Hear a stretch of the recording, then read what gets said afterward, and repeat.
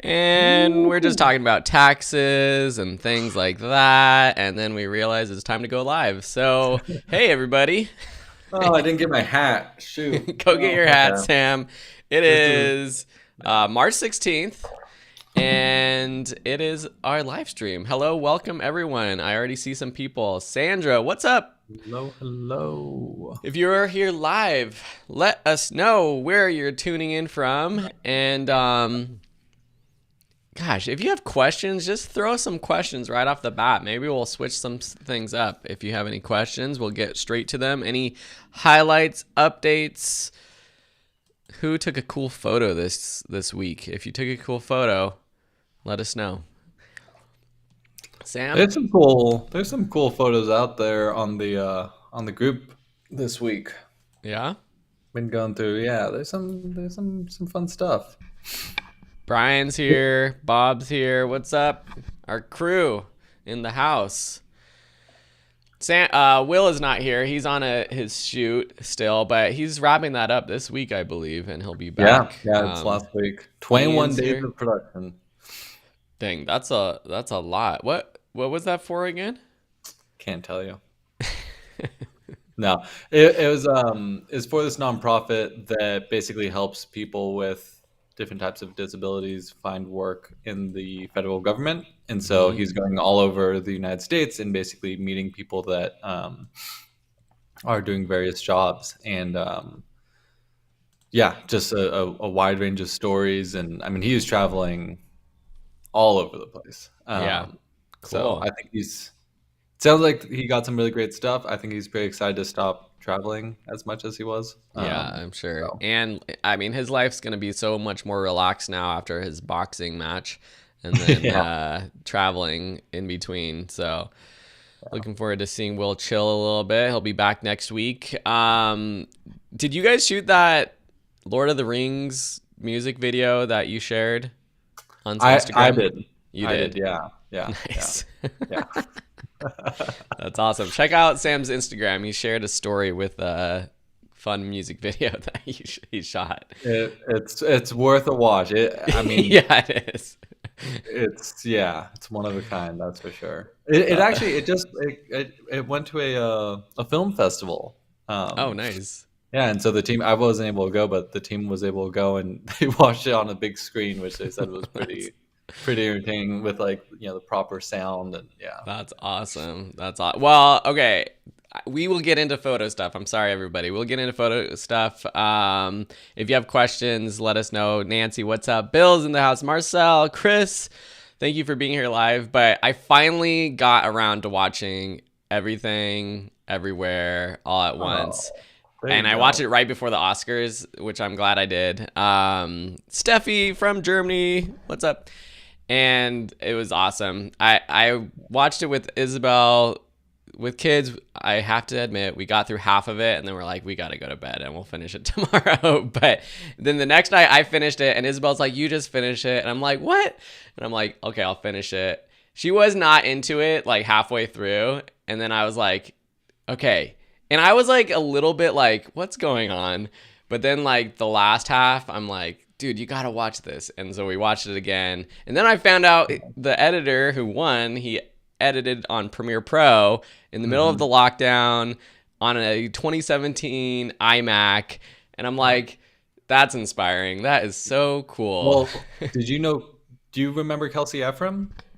Yeah, did she work on that? She was, yeah. Her and her husband were the set designers or the production design. No Yeah, way. yeah. No She way. she was holding an Oscar.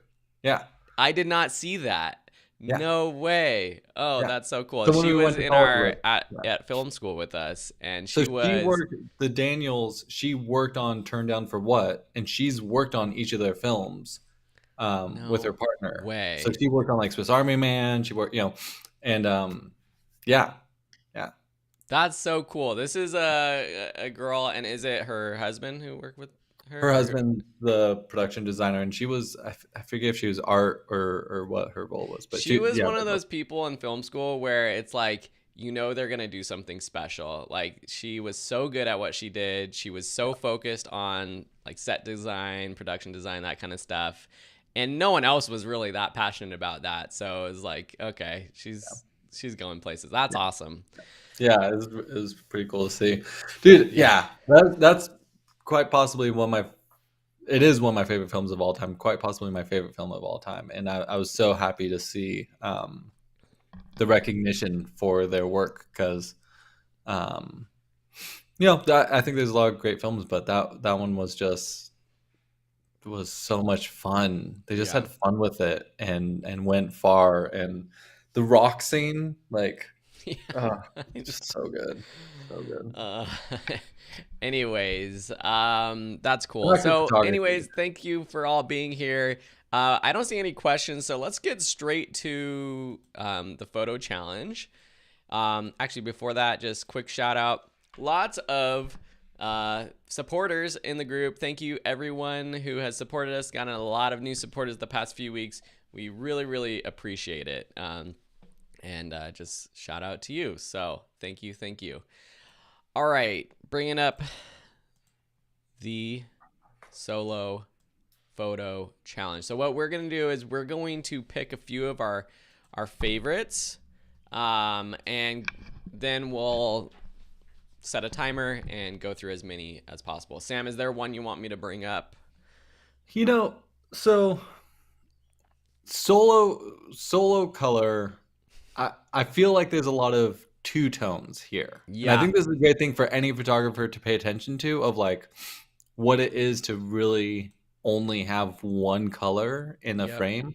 But Mm-hmm. two tone, there's so many beautiful two tone photos. So I guess I wanted to ask, like, should I be like my favorite solo color I image would, or yeah, no, I was looking at these photos and thinking that some people, yeah, the single color photos are the ones that I think were followed the prompt the best. Maybe the prompt wasn't as clear, or maybe it's just a creative decision to say there's like a subject with one color and then a Mhm. different color background. Like this one, for example, nice bright red color, but then there's like this all this white background. So I think, If you filled the frame with just the roses, then yeah, it's a solo yeah. color. So for me, like this one right here, even though you get a little bit of the gray from the rocks, I thought this was Mhm. interesting because you got the white fox, which is awesome on the white background. Yeah.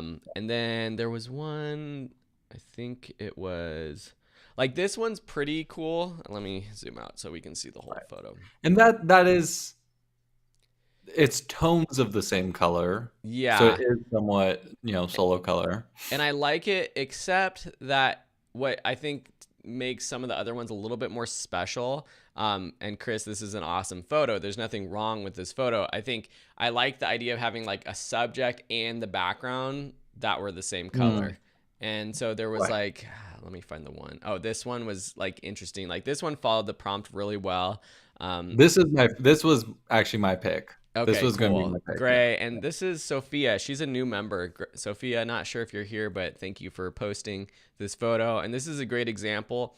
The Rebel T6i, a great example of trying to get this panning motion shot, Mhm. f11, 1/25th of a second. So not too slow of a shutter, but slow enough to get that panning motion, which is pretty cool.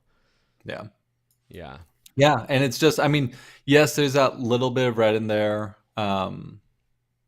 So that kind of brings down the yellow line somewhat, but it's like it's very muted, it's very Yeah. gray Yeah. and tones of gray. And it's, I mean, yeah, it's I just think it does a nice job of sort of filling the frame with a a, a, a simple palette of colors, but having life and motion and something interesting happening, and like it feels, like um it feels like a very intentional photo with cool subject, cool background, Yeah. all that stuff.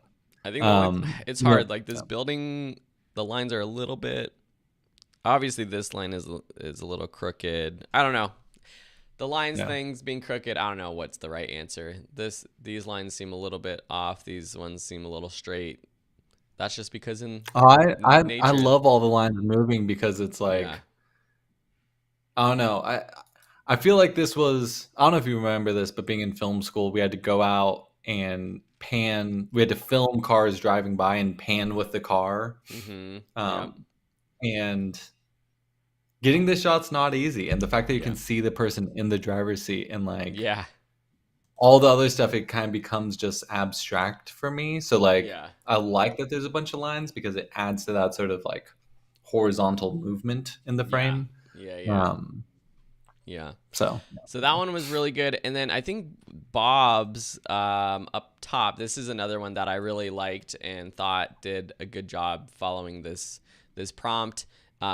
The mm, vignette, I think, helps focus on the subject, but I could have gotten rid of like such a harsh vignette. I think for this prompt, I think even yeah. seeing more of the like having the whole photo be like green, which I imagine it Mhm. is, without the dark vignette would have been fine. Although I like the photo edit with the vignette too, just Yeah. as standing on its own. So I Yeah, thought I this was think really it's good. this is very specific to solo color. Mm-hmm. Like as a photo, yes, have darker areas to help the lighter areas stand out. Like I think it's nice in that sense. Yeah, But for this specific prompt, this was another one. this is a cool edit. I don't know how many people play with infrared photography, but it Not you me. just see the world in such a different way, and I feel like this is something out of Stranger Things. Yeah. Um, Again, like I think the for me the vignette's a little much, but I Mm-hmm. love the composition. I mean, clear, sun's behind the tree. These clouds are doing really cool things. Because it's infrared, you're seeing it in this different light spectrum, so it's like fiery and all this. Yeah. Um, it's such a I don't know. It's a very dynamic photo. I've I am constantly searching for the lone tree on a hill. I'm constantly That trying to shot. find a Yeah. place because I want to get a lone tree on a hill with a starry night backdrop. And I had like on my Google Maps, I have pin drops of where I've seen potential trees and stuff. So Yeah. this is it's a very cool Yeah, image. yeah, Yeah, dude. Just go on Google Earth. You could go around. So Brian, I know Brian's in the audience. Like, this is an awesome photo of this beautiful. bird, and beautiful singular color of the bird. I would say following that idea, and on the black background, the photo itself is just awesome. Yeah, Um, it's th- but it's two tone though. but it's two Like tone. Yeah, it's it's two tone, not. It's which not is the what we would define as the solo color, but that's our definition. yeah. One and this is a just as photographers, I mean, looking at a lot of these photos, they're great photos Yeah, because you're paying attention to what colors are in your frame. And I think yeah, that can go such a long way as a photographer. If you really can find, if you're taking portraits of people or you're taking a picture of a bird, like getting these different backdrops, getting these different looks is it adds a lot to your photography to have less going on in terms of colors. yeah. Um, If you're so watching, let us know what your favorite photo is that you've seen so far. And I think I want to mention, like, so the two tone, like, again, for this challenge, we were assuming or thinking like solo color would be like one color. Like, this is a great example of that. That doesn't mhm, mean the duotone photos are bad. I think like this is an awesome photo of this bird on the background. The two tones makes that bird pop from the background compared to kind of what we're doing with solo colors, like camouflage, almost blending in. Like, this one's pretty cool because mhm. it's has like a green sort of tint to it, probably because of the reflection of all the light on the spider. So that's kind of cool. And then I think Nancy's in the house. This is interesting too. Hers is very cool. Yeah, yeah. Denise. Nancy posted this one, which I know we've seen some of these photos that Nancy has posted before. Um, really cool. This is what I would call spot color, where similar to that cardinal bird photo, but like there's one color that pops out from the background compared to like a solo color. But this is an awesome photo. Yeah, Um, Nancy, is Nancy here? I think Nancy she not was here. here I don't know. earlier. Yeah. Yeah. Um, I just, I really appreciate your work. Yeah. This is like every time I see one of these, I'm just like, it's such a cool scene and vibe, and like the edit that you do, the textures, the saturation levels, everything is just so like the black dress disappears into the dark, into the smoke and the Yeah, tech. It's I really really like your work, and it's been so cool. Your stuff evolve over the years. So thank you yeah, for continuing to participate and share your work. totally, Um, totally. yeah. So I think that's solo color. So I know we didn't get to everyone. Oh, this was I'll just say this was another one of my favorites actually, Jose Torres. This is one where it has a few colors in it, but the general tone is like almost as if it has like an overlay of sort of this teal, Mm. which in the window reflecting the sky, kind of all very similar. But thank you to everyone who participated. Next week, or this week right now, we have a fun challenge that should be good for everyone, which is water. Water. We're getting a lot of water in California. So, get creative with it. This one, just anything regarding water. See Michael, Bill, Bob. Bob's is fun. I like Bob's. That's cool. Lots of people already posting photos. So thank you so much for. Oh, God. Yes. Nice. Is that Chicago? Yeah. Chicago Yep. River, Green River. Nice. Cool. Well, we'll go over these next week, but get your photos in for that challenge. And yeah. I wish Will was here. He started his wedding photography boot camp. Is anyone Yeah. in the comments? Let us know how it's going. But I think we got a handful of people doing that, which is exciting. But if anyone has questions, throw them at us. There's a couple posts in Plus that I thought we could chat about as well if there's no pending questions right now. But Oh, yeah. we were talking about taxes. Should we just give a little taxes chat or? Yeah, we were talking about S Corp taxes and what if we pay our quarterly taxes on time or not. And I recently had the realization that you get it's small, but you do get a penalty if you don't pay quarterly taxes as an S corp. Yeah. Um, Such a bummer, but Yeah. Yeah. It's always like anyway, it's like a gamble at the end of the year. Am I gonna owe taxes? Am I not gonna owe taxes? Yeah. But there were a couple yeah, yeah. posts in Plus that we can talk about if no one has questions. But just post your questions. This was a post by Kenneth, just kind of asking about the two edits and what our opinion was. So let's see. Let me zoom out just a little bit so we can see. So his worry was that the hummingbird wasn't popping out from the background enough. And so he made the background black and white. And did you add like some sort of like artistic filter on this, Kenneth? Almost looks like there's Like a brush like filter? a mosaic, yeah, like a some sort of Photoshop texture. It looks like a painting, and it's very cool, Yeah. but it I don't looks. mind the color. I honestly feel like I kind of like it. This is like a little bit more artistic, but I feel like to me, I just like the natural sort of background. I like the color a lot. I think the thing that might be being picked up on is that the background is brighter. It has these sort of highlighted spots, and the Mm-hmm. hummingbird doesn't have that same sort of direct light hitting it. Mm-hmm. So maybe bringing up a little bit of brightness, like on its head or on, there's a little light on its throat, but something that sort of helps bring it forward, or sort of decreasing the luminance of the background could help it. Mm-hmm. But I really like the color. I think that would be a fun photo to print. Yeah. Has such cool texture to it. Jess asks, for this week's challenge in my area, it's currently either snow or ice. So does ice technically count? Or can I use a photo from this past summer? I want to challenge you to find a creative water photo. I mean, it could be like water coming out your faucet, or do something fun with a reflection that you see, or can even create with water, or a cup of water or something. I Melting don't want to ice. let you get off easy and post an old photo, Jess. I'm sorry. I'm going to be a little tough this week.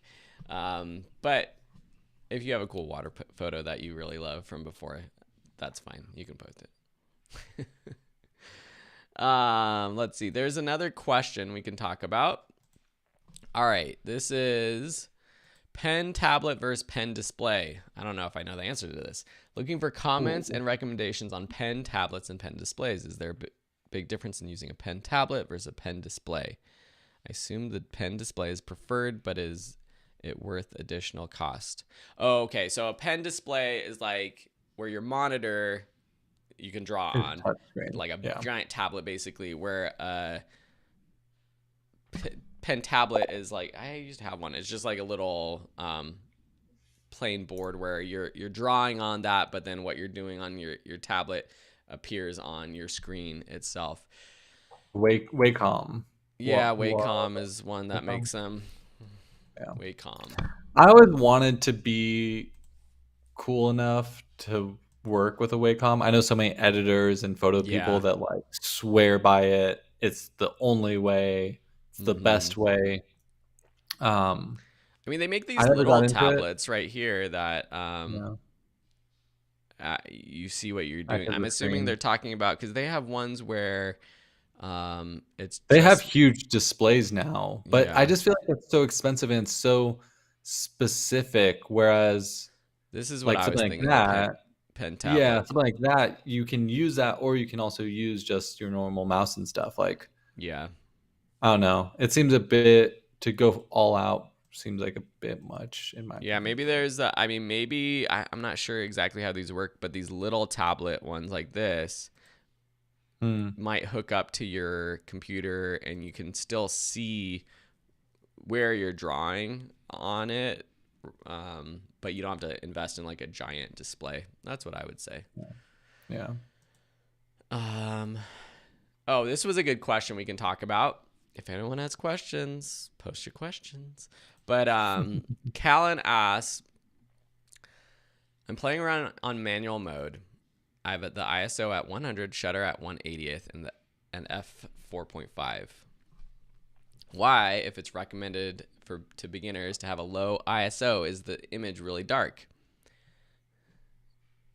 Blah blah blah blah blah. So I guess the point of this question is, okay, we always say you should use the lowest lowest ISO on your camera, but his photo's dark. So why do we say that? And that is a good question that I don't know if we've explained thoroughly enough for beginners, but I mean, Sam, do you want to take this one? Yeah. So in an ideal world, the three things, the ISO, the shutter speed, and the f-stop, are what are going to give you control of how much light comes into your camera, and each impacts the image in a different way. Um, a shutter of 1/80 is a good, if there's not a lot of movement, you can capture things. If your hands are a little moving, you should be okay. It's a little slow, but you should be okay. And if it's low light, that's great. F4.5, I'm assuming maybe that's what your lens is capable of doing. If you could open up, because it is dark, you'd want to open up to an f3.5, an f2.8, an f2, whatever is possible. Mm-hmm. Alongside those, the ISO is how sensitive your sensor is to light. And so if it's dark, which it looks like it very much so is, you need to increase that ISO. And ISO 400, ISO 200, ISO 800 on most cameras today is still going to look great. I don't think you're going to be upset with taking photos at those ISOs. I know for my camera, I will happily shoot up to ISO 6400 and not even second guess it, because I know that those images will still look good. Now, will ISO 100 look better? If I print it, really big, yes, it'll look better. If I'm doing it just on the screen, like for the most part, it should be fine. The R10 is a newer camera. I don't know I'm sure ISO 3200 is great on the camera.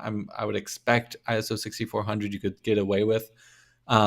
But it's all about what you're able to do. If it's really dark out, you're going to have to increase your ISO, especially if you're already at shutter 1 over 80 and f4.5. So yeah, Yeah, it's recommended ISO 100, but that's more so if you have the light. If you don't have the light, you have to increase the ISO. yeah, or yeah, or I mean, add light somehow. And so that's like Or the yeah, ideal. We're using these settings to be creative in our photography, and it all depends on the situation. Yeah, of course, an ISO 100, if I want a shallow depth of field at f2.8, and I'm handheld and it's fairly dark, 1/80th of a second, that's great. Perfect settings if there's enough light to expose your hmm image, but if it's too dark, then you got to change one of those. yeah, So, yeah, these are all just general rules meant to be broken, or whatnot. I think for your purpose of trying to learn how to use your camera, it might be good to stay on manual mode, but then just play around with the settings, and you'll see, okay, well, if I drop my shutter speed to f, or not f, if I drop my shutter speed to like 1/15th of a second, oh wow, it's a little bit brighter, but my photo's shaky now because it's I'm getting a little hand motion. And what does the aperture do if I go higher with the f-stop? Oh, that makes it darker. Oh, if I open it up, oh, can't open it up anymore on my lens. So I think staying on manual is a good idea, and just practice and play around with it. Just know that different situations will change what settings you should use or have to use. yeah, yeah. It's. I mean, all this is there's no set rule for anything when it comes to these settings because you need to learn what they do, what your camera is capable of, and then play with them. So Yeah. I would suggest taking a photo at ISO 6400, at 3200, at 12,800. Bring it into your computer and see how it looks. You might say, I never want to take a photo at 3200. It looks horrible. Mm-hmm. Great. You now know that what ISO you're willing to take your camera to and what you're not willing to go to. I know that if I go over 6400, there's going to be all sorts of noise, and that's not Mm-hmm. great. I don't really want that. If I have to, okay, but I don't want to. Yeah. I know handheld in certain situations, slower shutter speeds aren't going to work, and higher ones will work.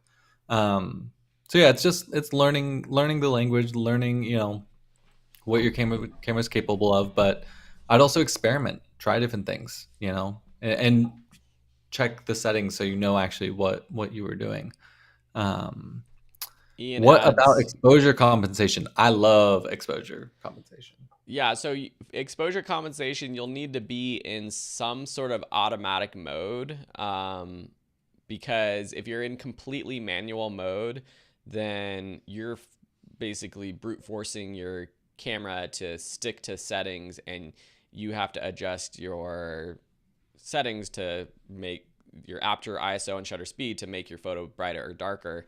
hmm But when you're using exposure compensation, which is a great tool to use as a beginner and learn how to use that, if you're on aperture priority, shutter priority, a program mode where everything's automated, you're forcing your camera to expose brighter or darker, and it will automatically adjust those settings accordingly. Um, and it just depends on what mode you're on, if your camera's going to automatically adjust your ISO or your shutter or a combo or whatever.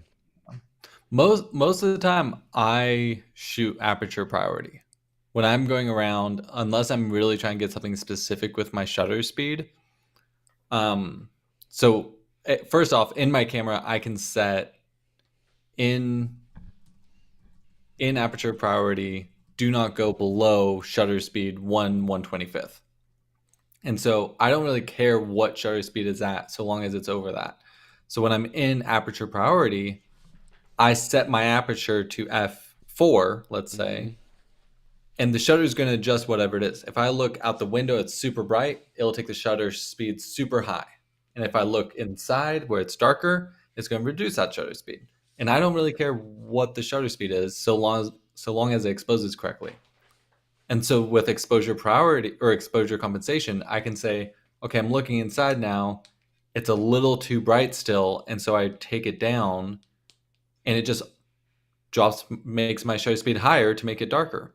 Um, it's a really quick tool. I'm not thinking so much about the numbers. It's just that I want to shoot at an f4, and I need this image to be brighter now or darker now. So I'm just going to move the exposure compensation instead of worrying about adjusting the ISO or the shutter speed. But yeah, there's exposure compensation can help you move faster, and I think with events and stuff it's a really great tool, but you also need to set up your camera for it so that, like, for auto ISO, I have my parameters that it's between ISO 64 and I think I put it at 1600, Uh-huh. just like a safe zone basically. Mm-hmm. And that and the shutter speed will auto adjust. Now, I know if I'm taking it to a really dramatic situation, like someone brought up looking at the sun, um, in that scenario, the whatever my camera chooses to do, I'll just tell it, nope, I want to silhouette the sun. So I'm going to, take exposure compensation, drop it really low. I want to underexpose this image by what the computer in my camera thinks.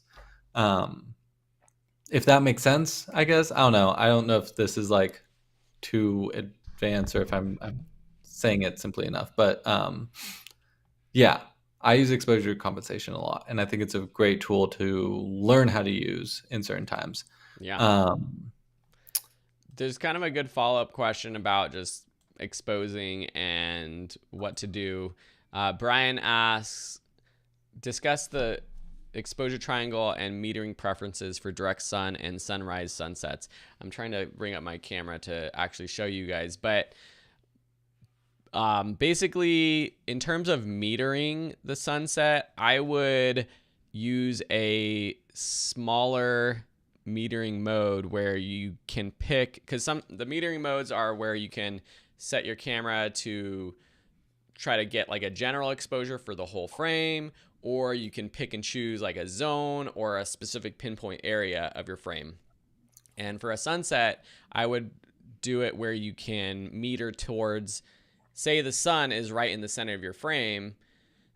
I would want to meter towards something, the sky in the top right of the frame or top left of the frame or something. So I would use like a metering mode that's a smaller zone where you can pick and choose the sky and not be exposing to the sun. But this is also where exposure compensation helps, because even if you are right. metering towards the sun or your camera is automatically exposing however it is, it might be too bright or it might be too dark. And it might be like seeing the sun and then it's like compensating for the sun, and everything else looks too dark. And that's where you can bring the exposure compensation up and down to Yeah. to make the sky not too bright or not too dark. Right. So when I do direct sun, and typically I honestly I try not to do direct sun. Typically I like looking at where the sun is going or have it just out of frame, because it's gonna be it's just gonna be very bright. Yeah. Um, but that being said, I was just down Baja and I took some photos looking at the sunrise. And what I did, and there's a follow up question of, is it better to over or underexpose? For that, I always typically, well, I basically always try to preserve my highlights. I don't like to blow anything out. I don't like anything to be overexposed in my frame. Mm-hmm. And so I'll expose to the sun, or I'll expose to the bright area around the sun at least, Yeah. and then adjust slightly. If it can be a little bit brighter, then I adjust my exposure compensation, or f-stop or whatever it is, to allow more light in. But there's a certain point where the sun is so overexposed and it's way more than just that circle. It's like this whole thing is just completely blown out. And I try and preserve that as much as I can. I don't like to have highlights overexposed. I know that, and I think with digital photography especially, like, you can bring up stuff from the shadows to some degree. Yeah. Um, but once something's blown out, once something's overexposed, there's not going to be much information there. There's very little information you can get back. So I always err on underexposing, under yeah, underexposing, um, than overexposing. But yeah, so when that's how I think of it. I also I don't really pay attention to metering modes. I just meter off of the whole image, Mm-hmm. take a test shot, and then decide, do I want this to be brighter or darker, Yeah. essentially. Um, and then depending on the situation, does that mean I change the ISO, the shutter speed, f-stop? Is this not in focus? But yeah. So No. there's like, I didn't even, to be completely honest, I do the same as you, and I've never even changed the metering mode on my Fuji X-T4, so I didn't know where it was, and it's called photometry, which doesn't work if I have the automatic focus face detect on, because when it does that, when that's on, which I usually have on, it will automatically expose to faces. So look at your camera, because it might be called something different. But generally, and we have a lesson on this in the photography master class, but there's like the multi, or a wide, there's a center weighted, which is just generally what's in the middle, and then there's a spot which you can move around. That's generally what metering modes you'll have on a camera. So play around with those. Yeah. And I love this, like, they're tools to be used. And so how you want to approach it, some people I know are very adamant about their metering modes. Some people, like myself, don't ever even think about metering modes. Yeah. It's a tool to be used, and if you, so long as you can get the image that you want to get, um, use them however you see fit. But for the most part, for me, it's that I'm going to take an image and then adjust accordingly. So Yeah. if it's too dark, if it's too bright, if it, whatever it is, and and yeah. But I will say, I think general rule of thumb: preserve your highlights as much as you can. Yeah. If you're taking photos of a person and there's things that are just overexposed, try and get them out of your frame. Move your subject so they're not in your frame, because they're going to be just super distracting if they're there anyways. Mm-hmm. Or underexposed so that you can get them in frame. But yeah, I just think it's tough when you have things that are overexposed, because they're typically very distracting and very, these bright spots in your frame that have no information or detail. So Yeah, speaking of photography tools, I've been playing around with this, and I just put out a YouTube video on my own channel if anyone's interested. But I'd never had one of these, but this is called the Myops Slider, Slider Plus, and they make these, different brands make these, but it's an automated slider that has an app, and you can use it for like video, but also for like photo time lapses or focus stacking. So I could like tell it to start here and then end here and that's take cool. a time lapse, and you can set all your settings automatically. So instead of having to do the math yourself, you can do like, I want a 5-second time lapse and I want photos to be taken every 10 seconds, and start from here, go here, and it will automatically calculate, okay, I'm going to start here. It's going to take 30 minutes and I'm going to take 300 frames or whatever it is. But check it out on my YouTube channel. I just put out a little review.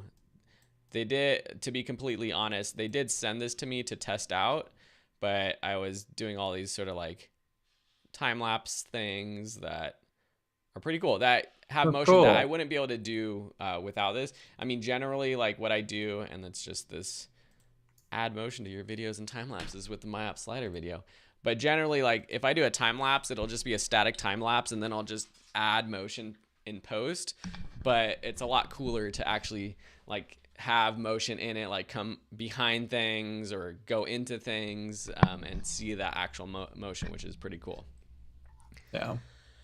Yeah, time lapse is a whole nother level of photography that I mean, it turns to video ultimately, but it's pretty Yeah. fun to play with that stuff. Yeah, and that, I mean, the app, it even has settings for like long exposure time lapses and all that stuff, which I haven't played around with, but all these tools, pretty cool. Anyone have questions?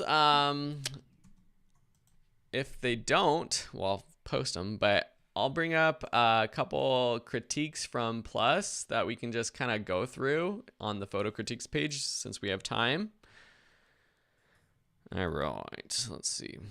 All right. So in Plus, if you're not a member yet, you should join because it's free and there's cool stuff there. And we have one space where we do these photo critiques. So last week I went through and I shared some feedback, and we're going to try to do that a little bit more. But let's just go through some of these that were posted.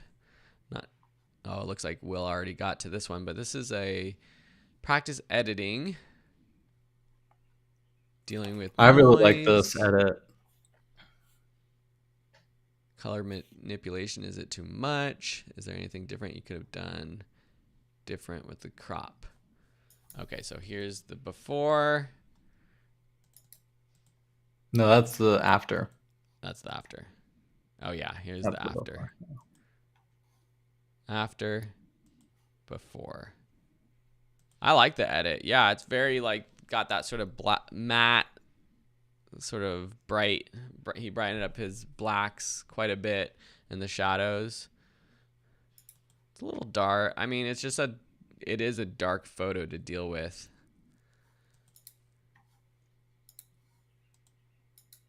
I really like it. I like moving in, like the sign up top doesn't add much, so I think cropping in is nice. I maybe would have gotten rid of the website at the top of the frame. Mm-hmm. Yeah. Um, Yeah, I could have cropped in even more, like just and to, even the white space on the right, like maybe just along that yellow wall there. I love what's going on though, like the orange lighting from the sun, how it reflects on yeah, those windows, and like that's sort of a nice line to be drawn in the yeah, frame that leads to this subject. yeah, Um, and I just think that white corner in the front right, and then the website are just distracting. yeah. I Um, agree. And then it but wouldn't feel I as like dark that. either if it was even cropped in a little bit tighter. I feel Yeah, like, yeah, yeah. Well, it's also I think there's something here of when you go from like sort of a dark surrounding to a light surrounding versus a light vignette to a dark area and then to a light area. Like it's kind of mm-hmm. nice to go from dark to light or light to dark.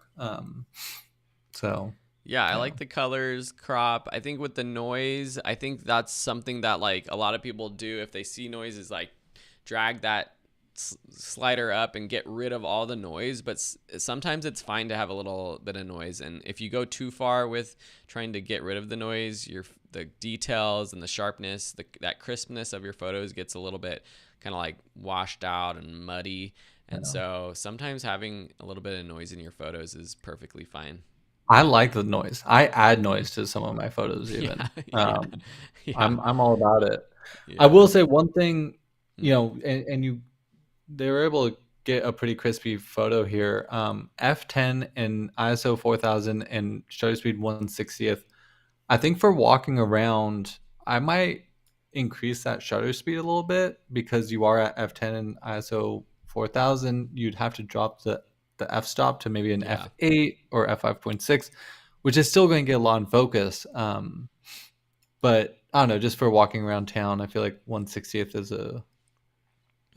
I mean, you got And great photos, F10 is a no little high dramatic. though. You could probably get away Yeah, with like a 5.6 or something yeah, for yeah, this kind of yeah. photography. But great edit, really Yeah. great edit. Yeah. All right. This is cool photo. Did we see this photo before? I swear There's so if you go back, there's one just a couple before that right this there. one. Yeah. Which Yeah. I think I might like this one more than the other one. Yeah. Yeah. Just because of the symmetry and the reflection. I feel But like I saw this photo or something. Maybe I've done this before. Maybe someone else had a similar photo. I think I really like the idea, but there's something about like it not being perfectly straight on to this arch, which I imagine with the impeccability of these buildings that it would be symmetrical. I'm like, if he shifted to the right a little bit to get this whole arch centered, would the building in the background still be it wouldn't seen? work. It Or it won't wouldn't work. work, right, with these No. towers?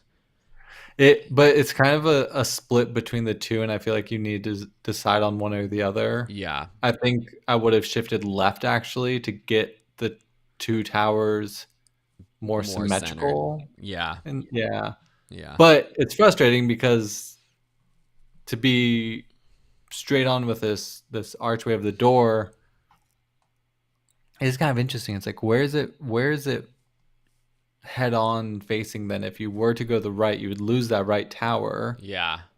I would But be maybe there. I'm like, is there like another archway to the right or something of this? Are right, there right. multiple archways? Yeah.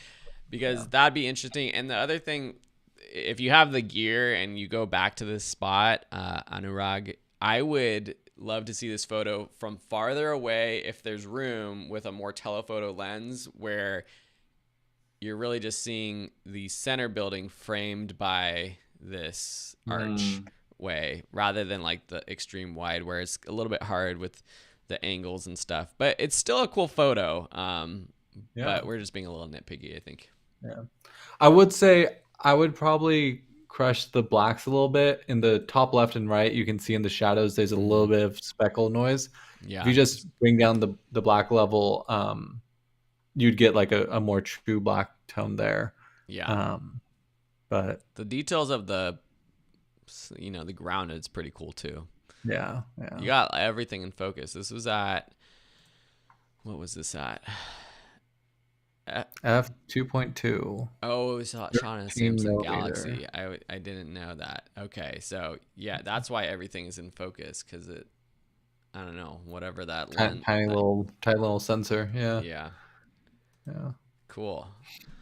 Bob's here. Is he back You on? know, it is very rare that I think a white vignette works. Yeah. But this is one of the few instances where I actually really enjoy the lighter vignette around it. Yeah, I mean, this is such a classic feeling image. yeah. And the grain, it Great. looks like you probably added grain, which we were just talking about, like to give this old timey feel. I think that works. I kind of want to just back out just like a tiny bit just to see the bottom and the top of the train, Hmm.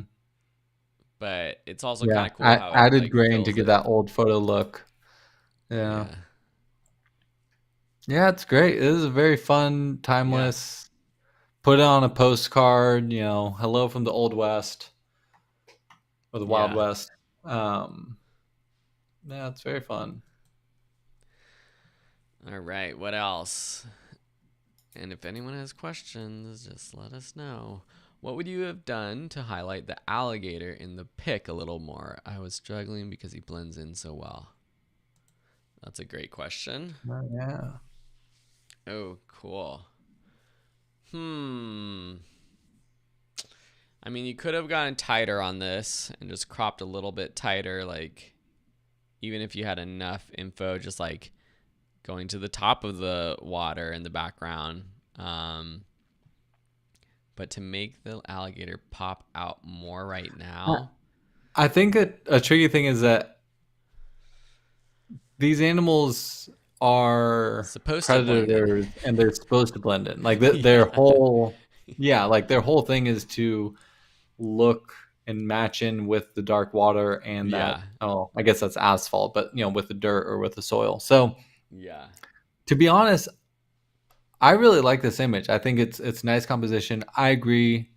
I probably could have cropped in at the top of the horizon line of the where the water meets the soil back there. But I Yeah. like this plant. I like the subtlety of, I think you got like a nice composition with the alligator. Mm-hmm. Um and I like the colors. Like I think it's a nice image. Yeah, I mean maybe crop in a little bit more, but I think this is outside like of a that, different. you Sorry, I was yeah. gonna say this is like a different image than if you really were trying to just get a photo of the alligator, where maybe if you had zoomed in a bit more and it was just like a closer up shot, but like it's kind of cool to just see it, and it's a photo where you just have to look at for a second longer, and you're like, wait a second, there's an alligator right there. Yeah. So I don't think it's a bad photo, but Yeah, maybe just a little bit of a tighter crop could have helped. I would say probably the best thing. Another thing, I mean, technically, if for you creatively you wanted to make the alligator stand out more, Mm-hmm. you could select the whole background, Yeah. reduce the exposure of the background, keep Mm-hmm. the sort of lightness in the Mm-hmm. foreground. That Yeah. would probably help call more attention to the foreground than the background, Yeah. because there's some light there. Um, And also, I do want to just say, like, I appreciate the comments on here. To say I'm the last person qualified to make any suggestions. I like seeing that people are commenting on each other's photos and just giving their opinion. All this stuff is just all of us. It's creativity. There's no one answer, no right answer here. So I think Yeah. sharing ideas and sharing thoughts is a really wonderful thing. Yeah. Yeah. So, Uh-oh, I'm bringing this photo into Lightroom. oh god, okay. Let's Let's see see what we what can do. let's see what we can do with this photo. Let me switch over to Lightroom. All right. So, let's see. We got a couple more minutes. So we're just going to have fun. All right, you direct me, Sam. I will do it, and if anyone has advice, you guys tell me what to do. And this is just the edited JPEG photo, so Right. I would probably crop in. Okay, so one option we talked about is like just cropping in something like this. I mean, even just like a standard 4:3 or something. But that's just not as You interesting. gotta get the whole tail. Yeah, you gotta get at least that. I'd go a Yeah. little bit wider, like right there. Yeah, So that's like one option. That's kind of cool. yeah. That definitely brings more attention to the alligator. If we want to like But I get like those palm leaves. I like those. Yeah, let's see Uh, how good Lightroom is at selecting our subject of the alligator. It's like, I don't know. Yeah, it didn't select what are you anything. talking about? It doesn't have the AI alligator feature set But up how yet. cool is this? I mean, bringing more attention also to the background, that water reflection. Like Yeah. I All right, like I'm going that. to select this linear gradient right here. How would I do this? I don't want to get this plant in here. Yeah, I was gonna say you'd have to get real detailed with Yeah. the masking. Subtract. What would the background select be? Yeah, no. Okay. Everything. Yeah. All Oh, right. also, someone mentioned just really quick, Yeah.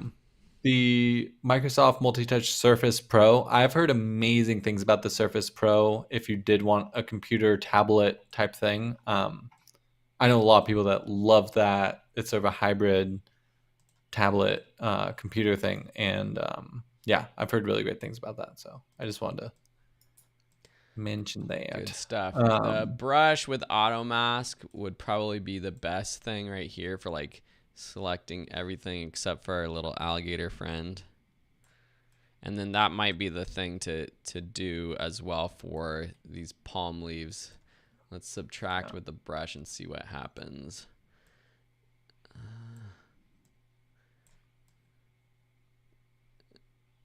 It's not really doing a good job. So yeah, this would be one you'd have to spend a lot of time going in here and masking out just the leaves. everything. Yeah, But yeah, anyways, the point of like a mask where you're making the background a little bit darker does help make that alligator pop out just a little bit yeah. more. But doesn't look good over here. Super splotchy. So I mean, then that's just it. I really like, and I mean, you could get super detailed with this, but I think yeah, even just cropping in this much, and someone else did a crop that was very like just the alligator. I like having the environment and stuff. I do think losing a little bit more of that background, just this helped a lot in terms of, you know, who's what are we focusing in on here? yeah, Um, but yeah. yeah, I don't know. I also, yeah. All right, cool. Well, I think that's pretty much it. If no one has any questions, it seems like everyone's a pro photographer over here now. just likes hanging out. So hit that like button for being here with us today. We really appreciate it. Next week, I think will be back. I'm actually going to be busy next week. Or wait, is it next week? Yeah, next week is where my daughter's birthday and stuff is happening later in the day. Hey, So it's how going to be a little bit exciting. busy. So I'm going to miss next week. We will confirm with Will and Sam if we're going to do next week. We might take a week break or something. But I know Will is still doing his boot camp, the wedding photography boot camp, and there's still time to join if anyone is interested. The boot camp meetings, his next one is March 23rd, so you only missed one. Oh, you're not seeing what I'm seeing. You only missed one. You can still join if you want to get into the last 3 boot camp meetings. There's the private discussion board and all that, so you can go over to the course page, and that's where you can join. So check that out. Otherwise, keep posting your photos and questions over on Plus, and we will see you next week. Sweet. Thanks for Bye, being here, Sam. everyone. See ya. See y'all.